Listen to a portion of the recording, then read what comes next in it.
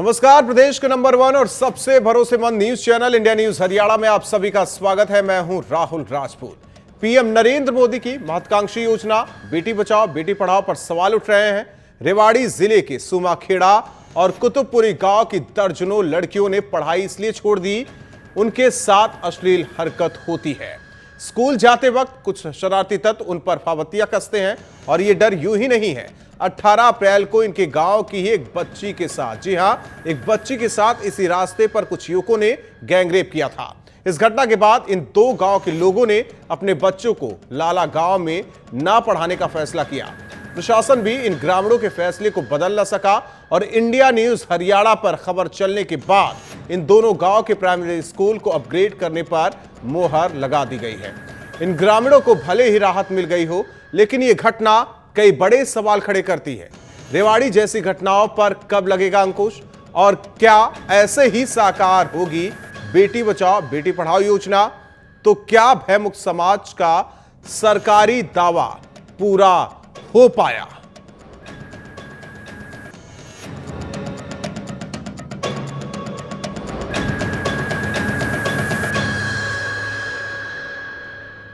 और हमेशा की तरह बड़ी बहस में बड़े सवाल, रेवाड़ी जैसी घटनाओं पर कब लगेगा अंकुश?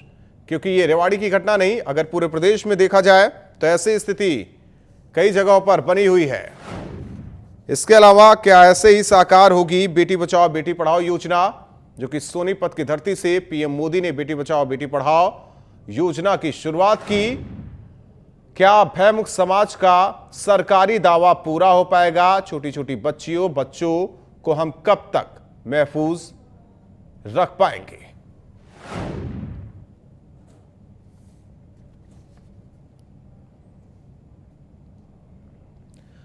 और इन दोनों गांव के बच्चियों के मुंह से ही सुनिए कि आखिर किस डर की वजह से उन्होंने स्कूल नहीं जाने का इतना बड़ा फैसला लिया।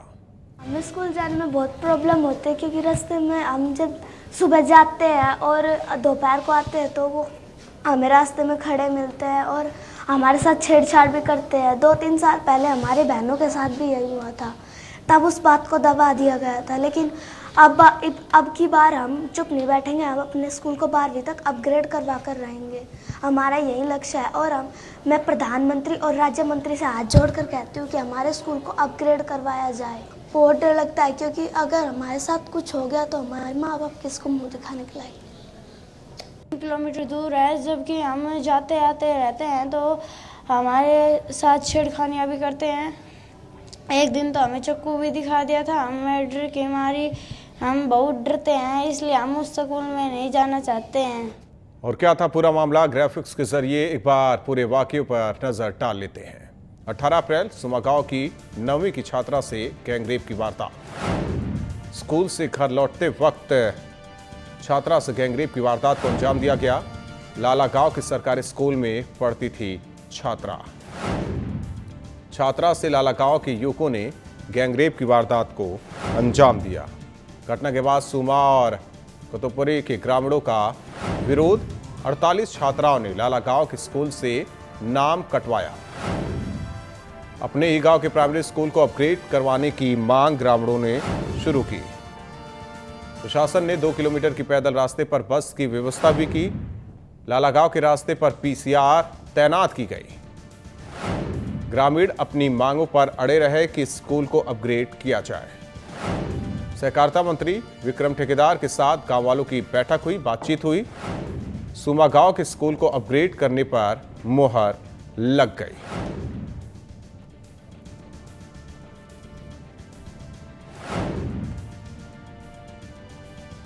हालांकि प्रदेश के शिक्षा मंत्री ने सुमा और कुतुबपुरी गांव के प्राइमरी स्कूल को अपग्रेड करने के फैसले पर मोहर लगा दी है।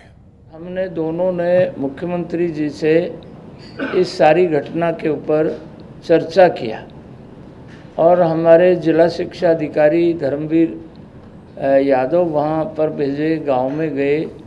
हमने अभी शिक्षा विभाग की एक बैठक की है और ये इस समस्या का हमने समाधान कर लिया है।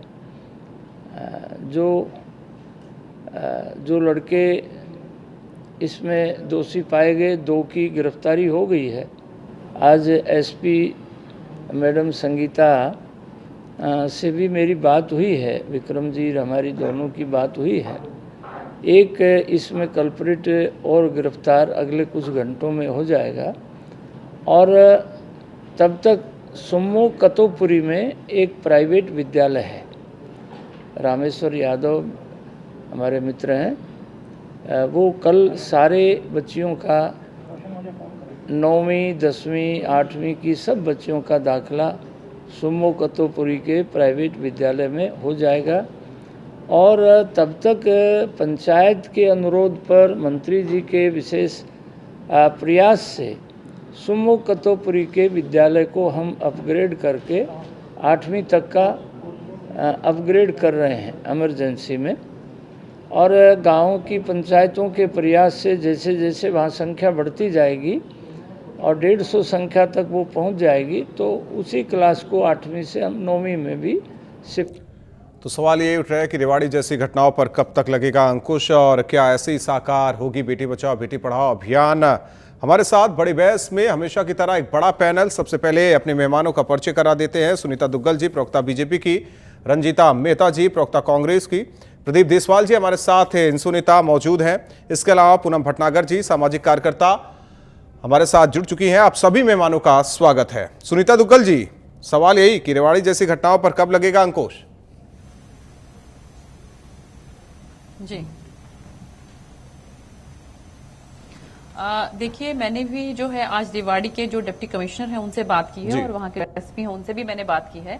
तो अगर हम इसके शुरुआत में जाएं तो वहां पर पता लगता है कि एक जो बच्ची है उसके साथ कुछ गलत हरकत हुई है और उसका एफआईआर भी दर्ज हुआ है और उसमें जो 3 जो कल्प्रिट थे उसमें से 2 जो हैं वो अरेस्ट कर लिए गए हैं। लेकिन थोड़ा सा इसमें मैं एक बात बताना चाहूंगी कि जब मेरी डिटेल में बात हुई तो ये मालूम पड़ा है कि जो वो 3 जो कल्प्रिट थे उनमें से एक के साथ जो वो हमारी बेटी है उसकी 3 दिन में 168 बार बात हुई है। तो इसका मतलब ये है कि वो उनकी जान पहचान तो थी और लेकिन फिर भी क्योंकि ये एक एफआईआर बाकायदा दर्ज हुई है तो इस एफआईआर के जो है मुताबिक 2 जो है कल्प्रिट उनको गिरफ्तार कर लिया गया है जी। और एक और मैं आपको बताती हूँ कि उसमें सरकार की तरफ से पुरजोर ये कोशिश की गई है कि आप जो भी जिस तरह से भी वहां के गांव के लोग ये चाहते हैं, जैसे उन्होंने अपग्रेड के लिए कहा तो अपग्रेड की पूरी कोशिश जो है वो सरकार की तरफ से चल रही है, जैसा कि हमारे माननीय शिक्षा मंत्री जी ने भी बताया। और इसके अलावा उन्होंने ये कहा कि एक रोडवेज की बस जो है बाकायदा उन बच्चियों के लिए ये पूरी खबर जब इंडिया न्यूज ने प्रमुखता से उठाया, इंडिया न्यूज हरियाणा ने जब प्रमुखता से उठाया तब जाकर इस मामले का संज्ञान लिया गया, क्योंकि डीसी से लेकर हर एक अधिकारी गांव में डटे रहे कि आप भेजिए स्कूल तक, लेकिन ग्रामीणों ने मना कर दिया। बस भी वहां से चलाई गई, इसके अलावा पीसीआर वैन भी तैनात की गई, लेकिन ग्रामीणों ने अपने बच्चों को स्कूल तक नहीं भेजा। सवाल इस बात का है कि कब सुरक्षित होंगे बच्चे। पढ़ाई की बातें तो हो रही है, सोनीपत से ही बेटी बचाओ बेटी पढ़ाओ अभियान की शुरुआत पीएम मोदी ने की थी। बेटियों का हश्र क्या हो रहा है वो सब देख रहे हैं। रंजीता मेहता जी।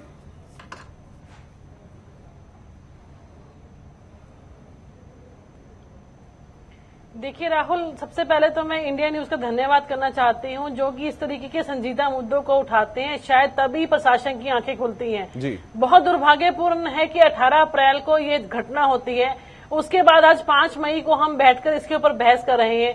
अगर प्रशासन इतना ही संजीदा होता, इतना ही चिंतित होता तो आज हमें इस डिबेट पर बैठने की जरूरत न पड़ती, क्योंकि जो गांव वालों का स्टेटस है और उनकी रिपोर्ट है वो यही बार बार गुहार लगा रहे हैं कि हमने जंत्री से लेकर मंत्री तक सबको अप्रोच किया पर हमारी कोई सुनवाई नहीं हुई।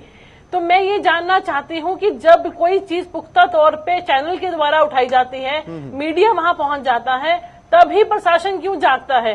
और आपको बहुत बड़ी हैरानी होगी जानकर कि आज तक ना तो वहां के एमएलए वहां पे आज तक एक बार भी गए कापड़ीवास जी और ना ही वहां के सांसद एक बार भी गए। एसपी और डीएसपी को वहां पे तैनात कर दिया गया कि आप बस सुविधा दे दीजिए, आप वहां पे महिला कांस्टेबल लगा दीजिए। आज तक ये चीजें क्यों नहीं की गई? जब 40 बच्चियों ने अपना नाम कटवा लिया, तब जाकर जब मीडिया में हाहाकार हुई, तब जाके एक ही दिन में उसका सैंक्शन भी हो जाता है, एक दिन में प्राइवेट स्कूल में उनके दाखिले की बात भी हो जाती है। इसी तरीके की संजीदा चीजें और भी एरियाज में हो रही हैं। कहीं बलात्कार हो रहा है, कहीं बच्चियां स्कूल जाने से मना कर रही हैं, तो हर जगह पे ऐसे पुख्ता जो इंतजाम है वो अपने आप ही क्यों नहीं हो रहे? मीडिया को उस बात को उठाने की जिम्मेदारी क्यों लेनी पड़ती है?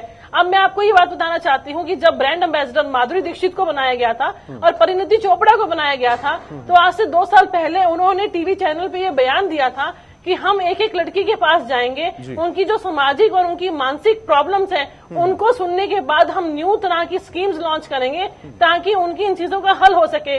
आप इस बात को देख के हैरान होंगे कि 2 साल हो गए हैं, एक बार भी इस मुद्दे को लेकर ना ही परिणीति चोपड़ा जी आई, ना ही माधुरी दीक्षित जी आई। तो ये इस तरीके के जो मजाक है ये पब्लिक के साथ क्यों ये जाते हैं? क्यों ऐसे ब्रांड एम्बेसडर बनाए जाते हैं जिनके खोखले वादे एक ही दिन के अंदर उनकी हवा और गुब्बारे में निकल जाती है?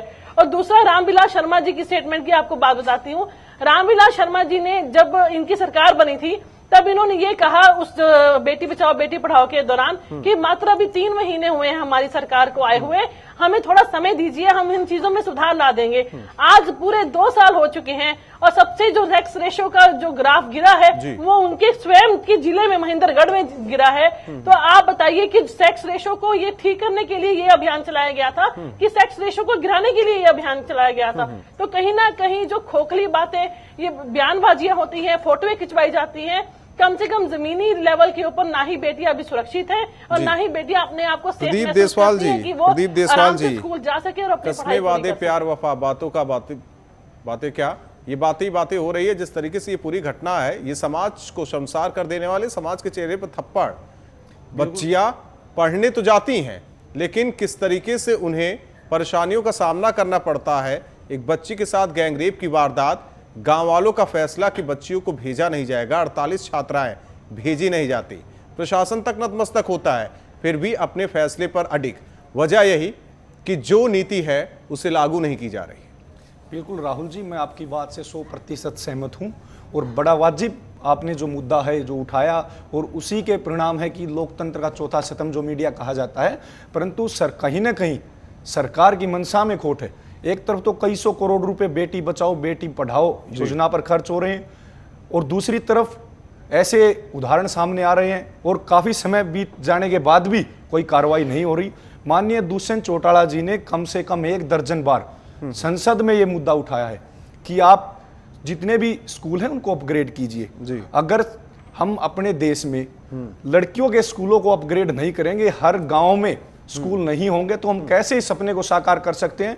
जितना प्रचार और प्रसार पर इस अभियान में खर्च हो रहा, अगर इतना पैसा हरियाणा के जो गर्ल्स स्कूल हैं उनको अपग्रेड करने में लगाया जाए, उन बहन बेटियों की सुरक्षाओं पर लगा जाए, तो ऐसे शायद ऐसे उदाहरण न आएंगे।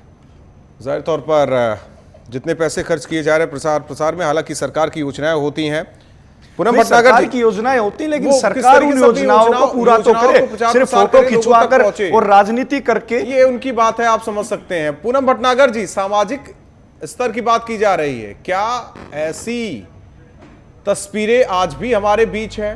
बच्चियां पढ़ना चाहती हैं तो उन्हें दूर 2 किलोमीटर 3 किलोमीटर जाना पड़ता है 8वीं के बाद, और इस तरीके से कुछ हैं असामाजिक तत्व जिनकी निगाह इन बच्चियों पर होती है। सामाजिक फैसला ही लिया गया, गांव वालों ने फैसला लिया, तब जाकर मजबूरी में अपग्रेड करने की बात कही जा रही है। पहले फैसला लिया जाता तो शायद ये तस्वीर ना आती और हम लोग चर्चा करने ना बैठते। बिल्कुल राहुल जी, लेकिन मुझे एक बात का दुख बहुत होता है जब रंजीता जी ऐसी बातें करती हैं जो कि मैं समझ नहीं पाती हूँ, क्योंकि उन्होंने वो अपना टाइम भूल जाती हैं। वो ये नहीं सोचती कि 10 साल पहले 10 साल से तो वही राज कर रहे थे, स्कूलों की कंडीशन वही थी। आज बीजेपी आई है तो वो इम्प्रूवमेंट करने की कोशिश कर रही है। मैं समझती हूँ कहीं ना कहीं ये जो स्थिति है ये सिर्फ इसी गांव की नहीं है, बहुत सारे गांव अभी भी इस तरह के हैं जो इस चीज से जूझ रहे हैं। बहुत सारे स्कूल गांव हैं जहाँ पे स्कूल्स नहीं है, जहाँ पे है तो उनमें सुविधाएं नहीं है। मैं समझती हूँ कहीं ना कहीं हम सब लोग मिलकर अगर इस परिस्थिति को सामने रखते हैं मंत्री के सामने, तो इसमें सुधार आता है, इसमें सुधार आता है। लेकिन अगर हम एक दूसरे को कटाक्ष करते रहेंगे, एक दूसरे की कमियां खोजेंगे, तो मैं समझती हूँ कहीं सुधार होने वाला नहीं है। ये जो डिस्कशन आप कर रहे हैं, ये डिस्कशन बहुत इंपॉर्टेंट डिस्कशन है। इसमें हम पॉलिटिकल ना डिस्कस करके हम वो मुद्दे डिस्कस करें कि किस तरह से आउटकम निकल सकता है, किस तरह से हम बच्चियों को सेव कर मोदी सकते कर हैं, चुके कौन हैं। सा ऐसा वाया मीडिया है जिसकी वजह से हम पीएम सरकार मोदी को कर बता चुके सकते हैं हैं। क्या क्या दिक्कतें हैं, किस तरीके से दूर की जाए। शौचालय की कमी को उन्होंने बताया। उन्होंने ये भी कहा कि छात्राएं जहां पढ़ना चाहती हैं वहां आसपास स्कूल हो, 2 किलोमीटर 3 किलोमीटर तक चल के ना जाए। बहुत सारी चीजें हैं। 8वीं के बाद बच्चियां स्कूल हाँ, जाना छोड़ देती हैं। तो इस पर गंभीर होना चाहिए प्रशासन को, शासन को। राहुल जी बिल्कुल बिल्कुल प्रशासन को बहुत गंभीर होना चाहिए। और मैं समझती हूँ कि अब सरकार को जितने भी आसपास गांव हैं या जहां वहां का पार्षद है, उसको जाके अपने गांव की कमियां बतानी चाहिए। वहां का सरपंच है वो बता सकता है। जब तक आप किसी स्थिति से किसी भी मंत्री को वाकिफ नहीं करेंगे, वो डिसीजन नहीं ले पाएगा। मंत्री तो हर जगह घूमेगा नहीं, आपको ही अपनी सिचुएशन को सामने खड़ा करना पड़ेगा। और अगर उसके बाद समस्याओं का समाधान नहीं होता है, तो मैं समझती हूँ कहीं ना कहीं सरकार में कमी है। नहीं, जब कुछ अनहोनी होती है तब जाकर समस्याओं का समाधान होता है। रंजीता जी बोलिए आप। राहुल जी प्लीज, राहुल जी मैं बहुत हैरान हो रही हूँ। मिसेस भटनागर की जो व्यूज हैं वो कह रही है कि वो मैं अपना समय भूल गई हूँ। मैं ये पूछना चाहती हूँ कि आज से 10 साल पहले इन गांव की स्थिति क्या थी। जो 8वीं तक के स्कूल हमने प्राइमरी बनाए हैं, ये कांग्रेस के द्वारा ही बनाए गए हैं। और जहां तक ये बात कर रही हैं कि हम सुरक्षा देने की बात करें, मैंने भी उसी बारे में मुद्दा उठाया है। आप इस चीज को लेकर ये कह रही हैं कि बीजेपी सुधार कर रही है। अगर सुधार कर रही होती तो आज ये डिबेट पे हम ना बैठे होते। लिंगानुपात पिछले के मुकाबले अब सुधार हुआ होता। आप कोशिशों के पीछे देखिए कि उनकी मंशा क्या है। मिसेस भटनागर ने भी बहुत जल्दी से कह दिया कि हम इसके ऊपर राजनीति न करें। हम इस पे राजनीति बिल्कुल नहीं कर रहे हैं, हम आंकड़ों की बात कर रहे हैं। जिन आंकड़ों को लेकर हमने स्टार्ट किया था कि हम लिंगानुपात की पीएनडीटी एक्ट तो 1996 में लागू हो गया था। 1996 से लेकर आज रंजीता जी देखिए, लिंगानुपात पर हम आप बैठ भी चुके हैं। सवाल इस बात का है कि बच्चियां कैसे पढ़ेंगी, कैसे बढ़ेंगी। बेटी बचाओ बेटी पढ़ाओ, बेटी तो बचा लिया जाएगा लेकिन बेटी को पढ़ाया कैसे जाएगा। अगर बेटियां बच भी जाती है तो 8वीं के बाद वो लंबी दूरी तय करके स्कूल जाती है, उनके साथ ये असर होता है। सुनीता दुग्गल जी, वही आपको बात बता रही हूँ। राहुल जी, मैं आपको वही बात आते हैं रंजीता जी आपके पास आते हैं। सुनीता दुग्गल जी, राहुल जी मैं आपको वही बात बता रही हूँ। राहुल जी मुझे जी जी जी जी जी देखिए, ये बिल्कुल सिवाय राजनीति के और रंजीता जी कुछ नहीं कर रही हैं। वो भूल गई हैं उस बात को कि जहां पर पूर्व मुख्यमंत्री के गृह जिले में अपना घर जैसे कांड होते हैं, जहां छोटे छोटे बच्चे भी सुरक्षित नहीं हैं। और आप ये बताइए कि यहाँ पर जो काम हुआ है उसमें कितनी तत्परता से हमारे एडमिनिस्ट्रेशन ने, हमारे पुलिस डिपार्टमेंट ने, हमारे जो डिप्टी कमिश्नर उन्होंने पूरी सुनीता दुग्गल जी, और बात रही लिंगानुपात आप जिस तत्परता की बात कर रही हैं, तत्परता तब दिखाई जाती है जब ग्रामीणों का फैसला होता है कि बच्चियों को स्कूल नहीं भेजेंगे, तब तत्परता दिखाई जाती है, तब इसके बाद बयान आता है। डीसी साहब मौके पर पहुंचते, बसें लगाई जाती है, पीसीआर तैनात होती है। कहां बातें कर रही है। देखिए अपग्रेडेशन,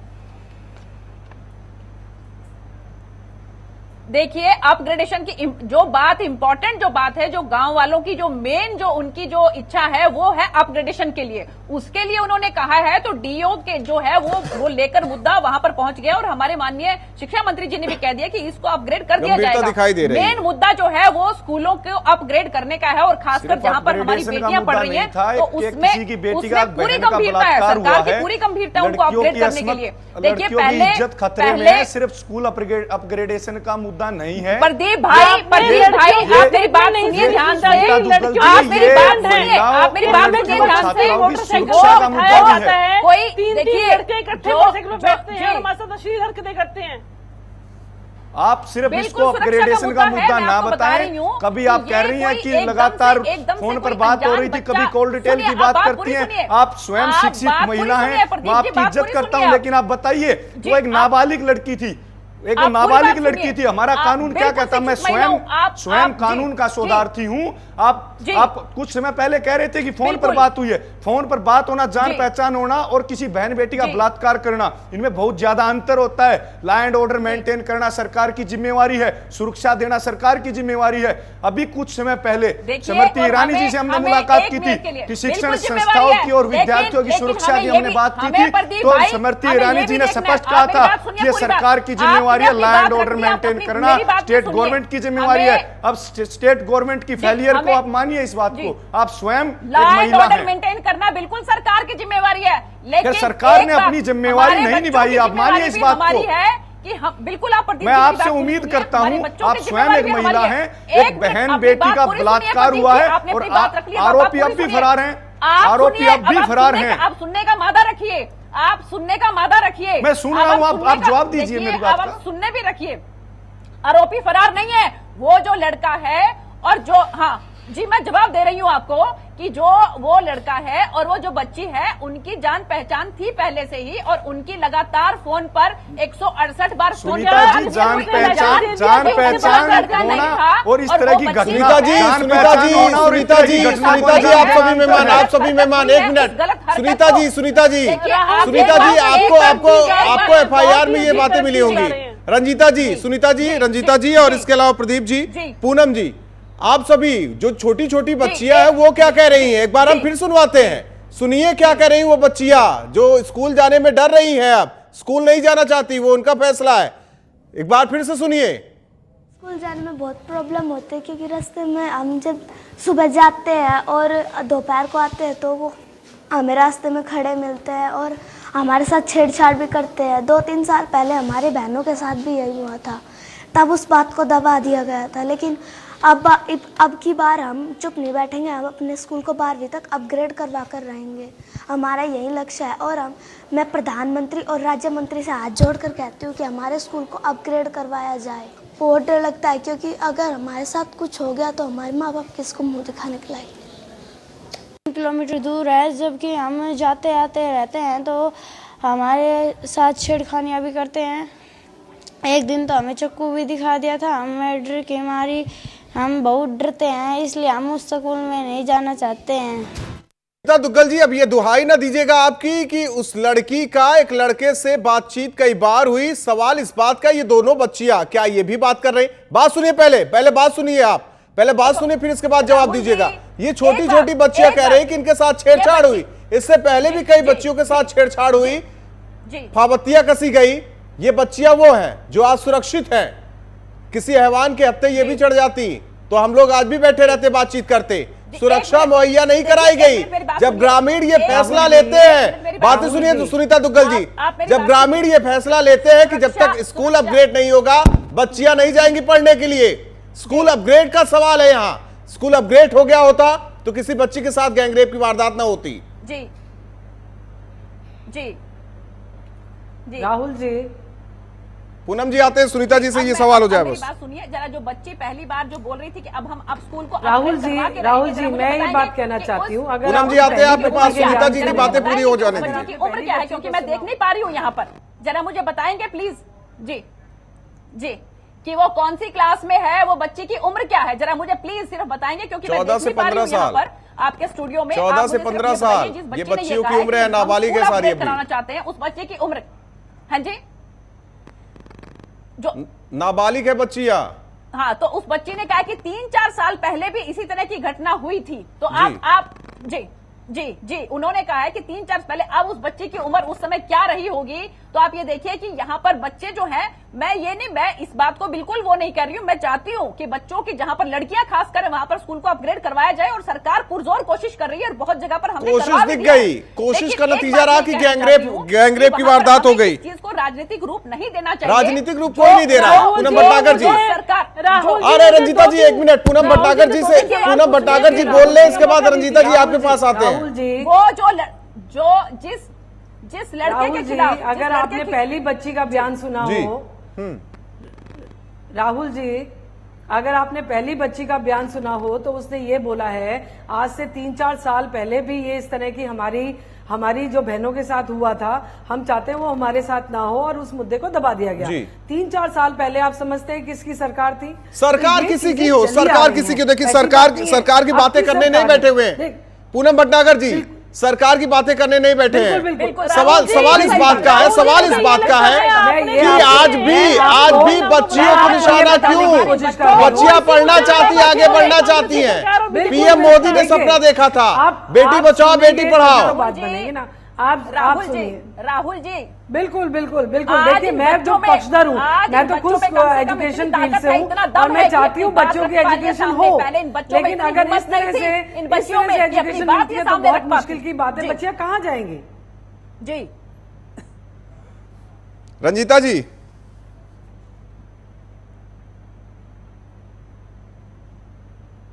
रंजीता जी बोलिए। जो ये बच्चियों का बयान है कि 2-3 साल पहले भी ये घटना हुई थी, एक्चुअल में ये घटना हुई थी, तब जो लड़की ने बयान दिया है कि 2-3 साल पहले भी ये घटना हमारे साथ हुई थी, एक्चुअल में ही घटना हुई थी, तब बिल्कुल कांग्रेस की सरकार थी। तब हमने इस मामले को संजीदा से लेते हुए हमने प्रॉपर लड़कियों को वहां पर सुरक्षा प्रदान की थी और पुलिस कर्मियों की ड्यूटी लगाई हुई थी कि वहां पे प्रॉपर ड्यूटी देते रहे जब तक बच्चे स्कूल में जाती हैं। जब सरकार चेंज हुई है उसके बाद ये प्रक्रिया खत्म हुई है और दोबारा से तांडव लड़कों का वहां पे शुरू हुआ है। आप इस बात को संज्ञान लीजिए और चाहे आप इसकी रिपोर्ट वहां पे चेक करवा लीजिए कि ऐसा हुआ था कि नहीं हुआ था। बच्ची ने झूठ बोला कि पहले वो बात दबा दी थी, इसका मतलब वो दबा दी थी कि गाँव वाले जो है, गाँव वाले ऐसी संजीदा चीजों को दबाते हैं, वो ऐसी चीजों को अपनी बहन बेटियों की इज्जत को सरेआम नहीं उछालते। देखिए, अगर बार प्रशासन की आगे गुहार लगाई और वो दबाया जाता है, कुछ भी नहीं इसका हुआ। मतलब सरकार की कमी है उसमें। अब हमारी उसके बच्चियां, बाद आप सब लोग आगे आए हैं। अब हमारी बच्चियां मुखर होकर ये बात रख पा रही हैं क्योंकि उनके अंदर हिम्मत है। उनको पता है कि सरकार हमारे साथ देगी, बीजेपी सरकार पता है कि एडमिनिस्ट्रेशन हमारा साथ देगी। छेड़छाड़ हुई थी तब गैंगरेप की वारदात नहीं अंजाम दी गई थी। जब तुलना कर रही हैं तो ये भी तुलना कर लीजिए। आपके सामने अपना घर को आप देख लीजिए। उन्होंने ये कहा, नहीं तो उनके शासनकाल में जो हुआ क्या इस शासनकाल में होगा इस सरकार के? आज हमारी बच्चियां सुरक्षित है, हमारी मतलब अच्छे कामों के लिए नहीं, बुरे कामों के लिए तुलना हो बिल्कुल भी नहीं होगी, बिल्कुल भी नहीं होगा। इसीलिए उसको पकड़ लिया गया है। ये तो इसीलिए उस लड़के को तुरंत गिरफ्तार कर लिया गया है और उसके साथ जो दूसरा लड़का था उसको भी पकड़ लिया गया। बहुत ही दुर्भाग्यपूर्ण है। चलिए, आप सभी मेहमान हमारे साथ बने रहिए। आप सभी मेहमान हमारे साथ बने रहिए। यहाँ रुकते एक छोटे से ब्रेक के लिए, बड़ी बहस जारी है।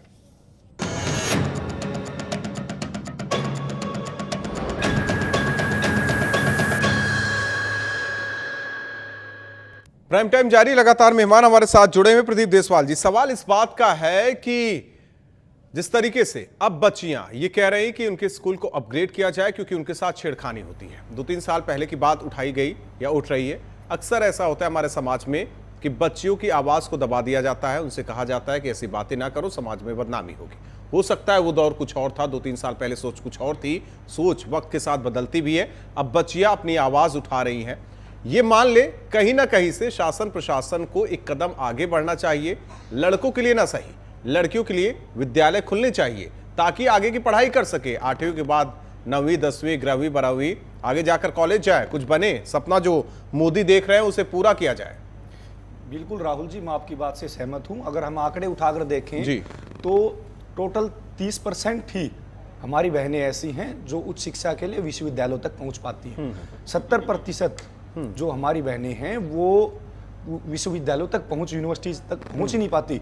और उसके यही ऐसी तरह के कुछ कारण रहे हैं। अगर हम प्रत्येक गांव में अगर हम पॉपुलेशन की बात करें तो जहां ये घटना घटी है, पॉपुलेशन के हिसाब से सभी जितने भी मापदंड हैं उन पर ये गांव खड़े उतरते हैं। और मैं तो ये कहूंगा, जैसे कि दुष्यंत चौटाला जी ने लिखित में ये मांग की थी सरकार से कि सभी जो गर्ल्स स्कूल हैं उनको अपग्रेड किया जाना चाहिए। इसके साथ साथ गाँव में जो महिला कांस्टेबल हैं उनको महिला मित्र के तौर पर उनकी ड्यूटी लगाई जानी चाहिए। और सिविल ड्रेस में, क्योंकि कहीं ना कहीं हमारे समाज में, विशेषकर हमारी बहनों में, महिलाओं में एक खाकी वर्दी के प्रति एक दूसरी नज़र है जी। इसलिए महिला मित्र के तौर पर सिविल ड्रेस में ड्यूटियां लगाई जानी चाहिए। इसके साथ साथ जैसे पाकिस्तान में एक स्कूल पर हमला हुआ था, उस समय गृह मंत्रालय की तरफ से लिखित में आदेश आए थे कि शिक्षण संस्थाओं की सुरक्षा और महिलाओं और छात्राओं की सुरक्षा के पुख्ता प्रबंध होने चाहिए और इसके लिए सरकार जिम्मेवार होगी। तो सरकार ऊपर से नीचे तक, सेंटर से लेकर हरियाणा तक सरकार भारतीय जनता पार्टी की है और law and order according to rule law and order maintain करना, सुरक्षा मुहैया कराना ये सरकार की जिम्मेवारी होती है और सरकार अपनी जिम्मेवारियों को निभाए। और इस मुद्दे पर हम चाहते हैं कि राजनीति करने की बजाय एक सार्थक पहल करते हुए समाधान की तरफ हम इसको लेकर जाएं ताकि भविष्य में ऐसी घटना ना दोहराई जाए। वो सिर्फ तभी संभव है जब इस तरह की घटनाओं को अंजाम देने वाले आरोपियों पर सख्त से सख्त कार्रवाई हो। और ऐसे केस, क्योंकि मैं मानता हूं कि कई बार ऐसे झूठे केस भी सामने आए हैं, परंतु ऐसे केसों के लिए फास्ट ट्रैक कोर्ट बनने चाहिए और फास्ट ट्रैक कोर्ट में तुरंत प्रभाव से अगर इन केसों की सुनवाई होगी, निर्णय होंगे और जो दोषी मिलेंगे उन पर कार्रवाई होगी तो समाज में एक एग्जाम्पल सेट होगा और दोबारा से शायद ऐसी घटनाओं को अंजाम देने वाले 10 बार सोचेंगे। बेटी पढ़ाओ का जो सपना था वो साकार हो रहा है जो है अभी भी। देखो, हमने जब बेटी बचाओ और बेटी एक अच्छी मुहिम थी, परंतु किसी भी मुहिम को, किसी भी योजना को जब तक जमीनी स्तर पर लागू नहीं किया जाएगा और जब तक ग्राउंड वर्क नहीं किया जाएगा तब तक उस मुहिम का सफल होना संभव नहीं होता। ये सिर्फ मीडिया में हॉलीवुड या बॉलीवुड की जो हीरोइनें हैं उनको आगे करके सुर्खियां बटोरने तक सीमित रहेगा तो शायद मैं मानता हूं कि ये बिल्कुल फ्लॉप शो होगा। नहीं तो इसके लिए जरूर जितने स्कूल अपग्रेड करने में दिक्कत क्या होती है? क्या कोई दिक्कत है जिस वजह से स्कूल को अपग्रेड नहीं किया जा रहा है? इसका जो उचित जवाब है वो तो सरकार में बैठे नुमाइंदे ही बता पाएंगे, लेकिन मैं ये कहूंगा अपग्रेड तो किया जा रहा है। जितनी ग्रांट, अगर हम बात करें बेटी बचाओ और बेटी पढ़ाओ इस मुहिम पर जितनी ग्रांट खर्च हो रही है, अगर उस ग्रांट को हमारी बहन बेटियों की सुरक्षा और उनकी शिक्षा पर और उनके स्कूलों को अपग्रेड करने पर अगर खर्च किया जाए तो शायद कुछ प्रतिशत सकारात्मक परिणाम जरूर आएंगे। तो मैं तो यही सरकार से गुजारिश करता हूं कि हमारी बहन बेटियों की सुरक्षा के पुख्ता प्रबंध करें और प्रत्येक गांव में जहां भी प्रत्येक गांव में हमारी बहन बेटियों को ऐसी समस्याएं आ रही हैं वहां महिला कांस्टेबलों को महिला मित्र के तौर पर उनकी ड्यूटी लगाई जानी चाहिए और स्कूलों को प्रत्येक गांव में गर्ल्स स्कूल तो 100% है सरकार की। महिला थाने भी खोले गए, क्या महिलाओं को लेकर अपराधों की संख्या में गिरावट दर्ज की गई? हम तो कहेंगे नहीं। सुनीता दुग्गल जी कुछ कहना चाहते हैं, इसके बाद आते हैं आपके पास रंजीता जी।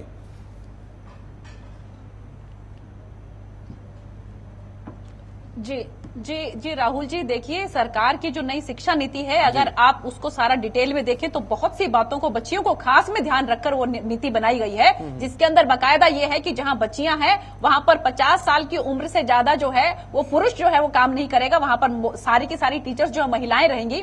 इसके अलावा बाकायदा वहां पर पीसीआर का अरेंजमेंट किया जाएगा। लेकिन थोड़ा सा अपग्रेडेशन के लिए मैं आपको बताऊं कि एक कुछ क्राइटेरिया होता है, कुछ लिमिटेशंस होती हैं कि जब तक इतने स्टूडेंट्स जो हैं वो एक स्कूल में नहीं होते तब तक उस स्कूल की अपग्रेडेशन में कुछ प्रॉब्लम्स आती हैं। लेकिन फिर भी मैं आपको ये कहना चाहूंगी कि सरकार क्योंकि इस बात को लेकर बहुत ज्यादा संजीदा है, इसलिए हमारे माननीय शिक्षा मंत्री जी भी और हमारे माननीय मुख्यमंत्री जी भी वो ये चाहते हैं कि अगर इस तरह की लिमिटेशंस को जो है वो एक नजरअंदाज करके भी अगर अपग्रेडेशन जो है बच्चियों के स्कूल की जाए तो बिल्कुल हमारी सरकार इसमें कोताही नहीं बरतेगी और सरकार बिल्कुल पीछे नहीं रहेगी। जितनी संजीदा हमारी भारतीय जनता पार्टी की सरकार अब की बार बच्चियों को लेकर, उनकी पढ़ाई को लेकर और उनके लिंगानुपात को लेकर है, मुझे लगता है कि आज तक पहले कभी किसी सरकार ने इसके बारे में नहीं सोचा। संजीदगी तो देखी जा रही है लेकिन संजीदगी बढ़ती नहीं जा रही है। तो फतेहाबाद और सिरसा डिस्ट्रिक्ट जहां पर एक मिनट के लिए मेरी बात को लेट मी कंप्लीट कि जहां पर फतेहाबाद और सिरसा डिस्ट्रिक्ट में जहां पर यह माना जाता था कि वहां पर बच्चियों की संख्या बहुत ज्यादा कम है, वहां के एक खास गांव की, आप भिरडाना गांव का मैं जिक्र करना चाहूंगी, 1000 के ऊपर 2200 लड़कियां, डबल द अमाउंट जो है उससे भी ऊपर जाकर वहां पर बच्चियां हैं। आप जाकर देखिए, वो पूरे हमारे हरियाणा में बल्कि पूरे भारतवर्ष में एक एग्जाम्पल है। तो देखिए, ये हमारी जो बच्चियों को बेटी पढ़ाओ बेटी बचाओ की जो योजना थी, जो हमारे माननीय प्रधानमंत्री जी की जो सोच थी, जो हमारे माननीय मुख्यमंत्री जी की जो सोच थी, उसी सोच के जरिए हमारे ये नतीजे निकल रहे हैं। कहीं जगह पर हमें कम भी नजर आते हैं तो सरकार इस चीज को लेकर बहुत ज्यादा सेंसिटिव है। सोच पर सवाल थोड़ी उठाए जा रहे हैं, सोच पर सवाल नहीं उठा रहे हैं, कार्यशैली पर सवाल उठ रहा है। जो शौचालय जो है, चलिए बहुत हो गया रंजीता मेहता जी। रंजीता मेहता जी, आप देखिए राहुल जी, आज तक कभी किसी ने शौचालय के बारे में नहीं सोचा। बच्चियों के लिए शौचालय के बारे में कितनी इंपॉर्टेंट चीज थी, काबिल तारीफ कदम, कितना सेंसिटिव मामला था, कभी किसी ने नहीं सोचा। काबिल तारीफ कदम है। भारतीय जनता पार्टी की सरकार स्कूलों को अपग्रेड करने के बारे में क्या सोचा जा रहा है? इतनी जुशीलता से अगर बिल्कुल अगर बेटियों को बचाया जाता कभी तो किसी आज के- बाकी बिल्कुल सोचा जा रहा है। आप नई शिक्षा नीति जो हमारी है राहुल जी, उसको उठा के देखिए आप। जवाब देने एक एक बात का इस बात का ध्यान रखा जा रहा है कि वहां पर टीचर्स जेंट्स नहीं होने चाहिए, वहां पर बाकायदा लेडीज टीचर्स होने चाहिए। राहुल जी अब मेरे को मौका दीजिए। पहले बच्चियां पहले स्कूल पहुंचे तो बहन कह रही हैं कि हमने काफी स्कूल को ऑलरेडी अपग्रेड कर दिया है। बोलिए रंजीता जी। राहुल जी प्लीज जी। थोड़ा सा मौका दीजिए बोलने का। जी। पहली बात तो मेरी बहन ने जो कहा है कि काफी स्कूल्स अपग्रेड कर दिए गए हैं, इन्होंने बताया, तो काइंडली इस चैनल के माध्यम से लोगों की जनरल नॉलेज भी बढ़नी चाहिए कि कहां कहां के स्कूल अपग्रेड हुए, काइंडली ये बता दें। नंबर 2, आप ये बात करते थे सेक्स रेशो की बडगाना गांव की, जहां के मुख्यमंत्री स्वयं हैं, आपके चैनल पे दिखाया गया था कि वहां के 70 गांव में आप लोगों ने सर्वे करवाया और वहां पर सेक्स रेशो 1000 के प्रति 500 से भी कम है। तो क्या ये सेक्स रेशो बहुत अच्छी है?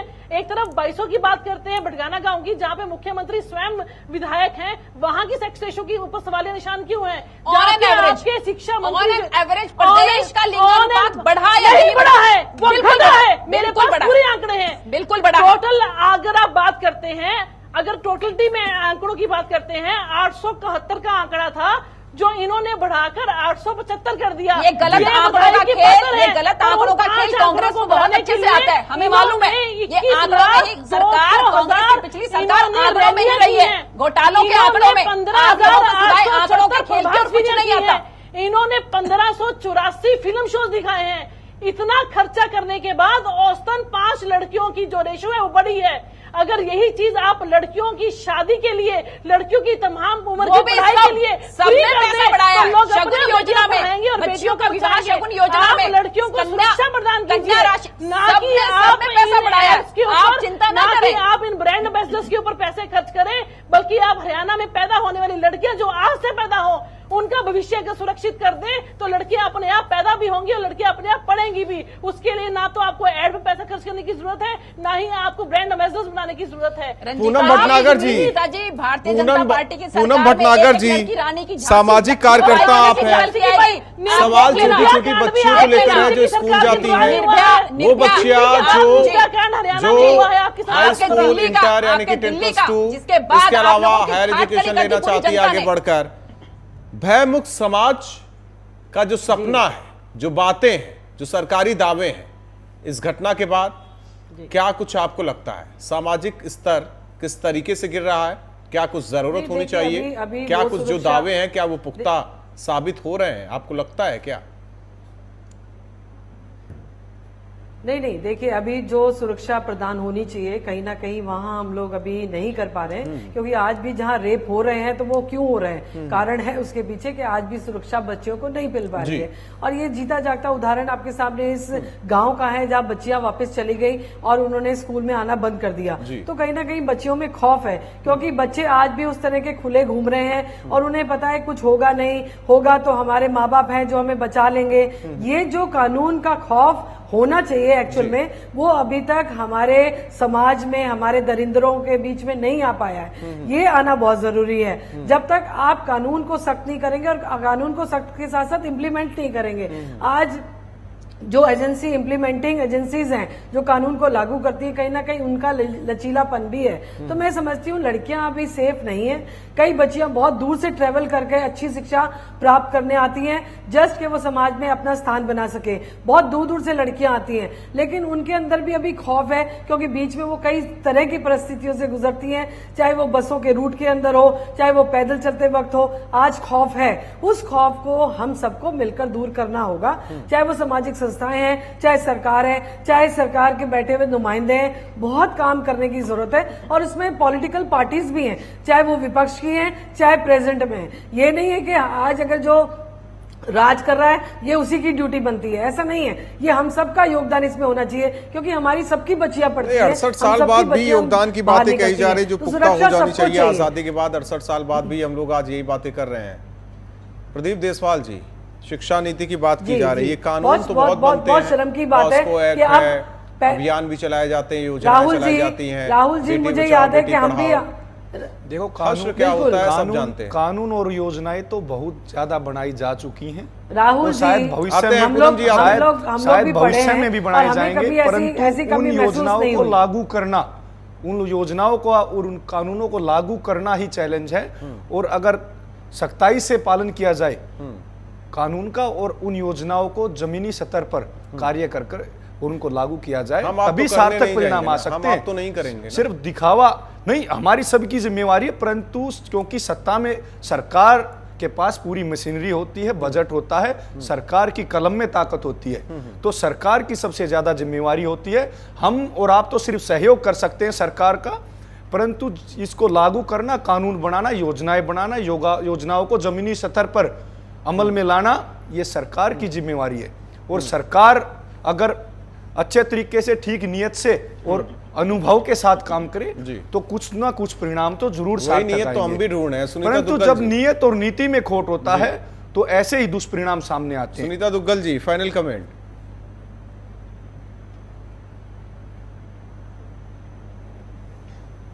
राहुल जी देखिए, जो अभी तक सिर्फ योजनाएं ही बनती आई हैं पहले की सरकारों में, लेकिन अब हमारी भारतीय जनता पार्टी की सरकार जो है उनको क्रियान्वयन करने में और उनको मूर्त रूप देने में और उनको धरातल पर उतारने में लगी है। तो बच्चियों के लिए अच्छे दिन आ जाएंगे। थोड़ा थोड़ा हमें कहीं दिक्कत आती है, लेकिन हम पीछे हटने वाले नहीं है।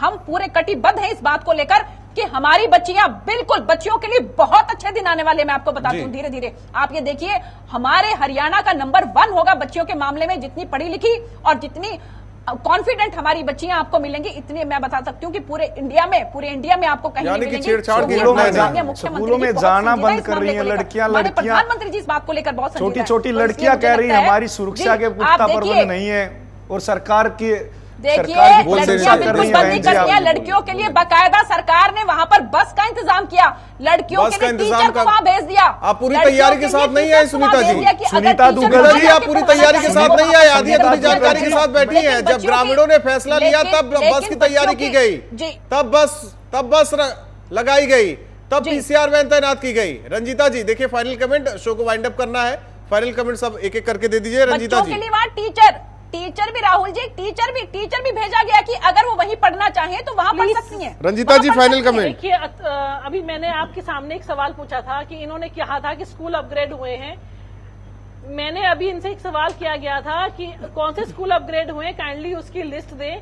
वो लिस्ट इसलिए नहीं मिली क्योंकि कोई स्कूल अभी तक अपग्रेड हुआ नहीं, मैं आपको बता देती हूँ। और जहां तक बच्चियों को बचाने की बात है, मैं अभी आपको पहले आंकड़ा बता रही थी कि 1996 में PNDT एक्ट लागू हो गया था, पर आपको हैरानी बहुत बड़ी सुनकर होगी कि आज 17 साल के अंदर अगर हम आंकड़ों की बात करते हैं तो टोटल जितने 1874 जो नर्सिंग होम है उनके खिलाफ केस दर्ज हुआ, और उसमें से सिर्फ 82 लोगों को सजा मिली है, और जितनी लड़कियां मारी जा चुकी हैं इस वजह से वो है 1 करोड़ से भी ऊपर। तो ये बहुत बड़ा दुर्भाग्य है हमारे तो पूरे कोख में मारी जाए, जब जन्म ले बच्चियां तो सामाजिक स्तर पर उन्हें मारा जाए, सामाजिक तत्व उन्हें मारे, और कुछ नीति शासन प्रशासन की वो मारे। पूनम भटनागर जी, बिल्कुल पूनम भटनागर जी,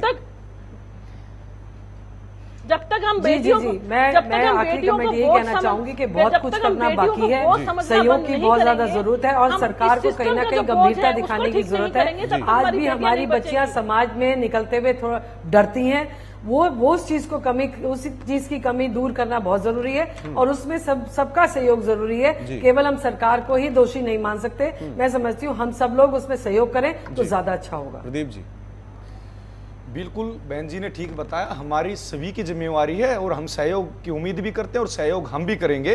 परंतु भारतीय जनता पार्टी ने जो चुनाव घोषणा पत्र में जो वायदे किए थे, जो शिक्षण संस्थाओं की सुरक्षा की बात की थी, छात्राओं की सुरक्षा की बात की थी, जो स्कूल अपग्रेडेशन की बात की थी, जो शिक्षा नीतियां बनाने की बात की थी, उनको लागू करे, अपने वायदों को पूरा करे। क्योंकि सिर्फ वायदे करना, चुनाव घोषणा पत्र में डालना और वोट बैंक की राजनीति करना ही उद्देश्य नहीं होना चाहिए। सत्ता सुख भोगने का साधन नहीं, जन सेवा का माध्यम है, ये चौधरी देवीलाल जी कहते थे।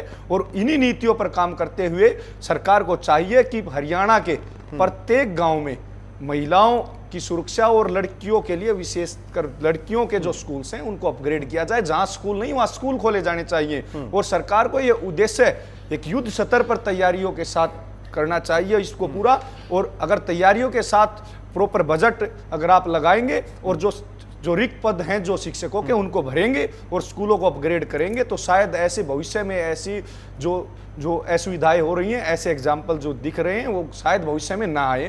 तो सरकार इस तरफ कार्य करे, न कि सिर्फ बातें करे। चलिए, बहुत बहुत धन्यवाद आप सभी मेहमानों का हमारे साथ बड़ी बहस में जुड़ने के लिए। लेकिन सवाल अभी भी गूढ़ यक्षपश की तरह कि छोटी छोटी बच्चियां आखिर कब सुरक्षित होंगी। जिस तरीके से 8वीं तक की वो शिक्षा दीक्षा अपने गांव में ले लेती हैं, जो भी स्कूल होता है, लेकिन आगे शिक्षा लेने के लिए उन्हें लंबी दूरी तय करनी पड़ती। स्पीच कुछ असामाजिक तत्व होते हैं जो कि उनसे छेड़छाड़ करते हैं, पाबंदियां कसते हैं, यहां तक कि शारीरिक शोषण भी उनका होता है। गाय बगाए जिस तरीके से कानून कहता है, पॉस्को एक्ट के तहत कार्रवाई होती है, दूसरे कानून के तहत कार्रवाई होती है। लेकिन सवाल यही कि अगर जो मूलभूत सुविधाएं हैं इन बच्चियों के लिए आसपास ही मुहैया करा दे तो ऐसी घटना पर रोक लगाई जा सकती है। इसके अलावा एक समाज के तौर पर हम सबको भी आगे आना होगा, चाहे विपक्ष हो या सत्ता पक्ष हो, सामाजिक कार्यकर्ता हो, सब आगे आए इन बच्चियों की सुरक्षा को लेकर, ताकि भय मुक्त समाज इन बच्चियों के लिए बनाया जा सके। तभी बेटी बचाओ बेटी पढ़ाओ अभियान को कामयाब बनाया जा सकता है। बड़ी बहस में इतना ही।